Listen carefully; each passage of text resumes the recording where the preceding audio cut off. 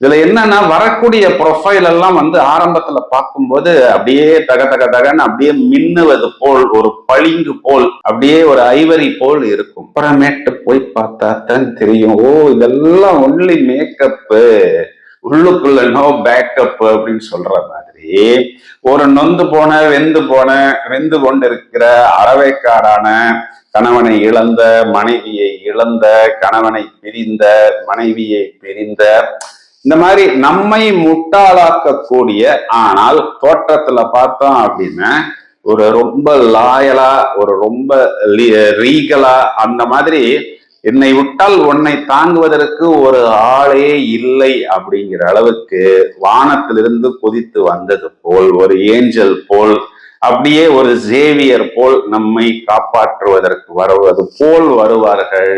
ஆனா ஏதோ ஒரு சாயம் வெளுத்து போச்சு அப்படின்லாம் சொல்றாங்க பாருங்களேன்.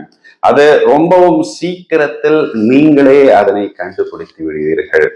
ஏன் அப்படின்னு பார்த்தோம்னா, இந்த இடத்தில் உங்களுக்கு குரு பார்வை குறிப்பாக உங்களுடைய 7ஆம் இடத்தில் வந்து விழுகிறது. அப்போ இந்த கூட்டணி உங்களுக்கு மட்டும் வருமா அப்படின்னு பார்த்தா உங்களுடைய லைஃப் பார்ட்னருக்கும் வரும். நீங்கள் வந்து கவனமாக பார்த்து கொள்ள வேண்டும்.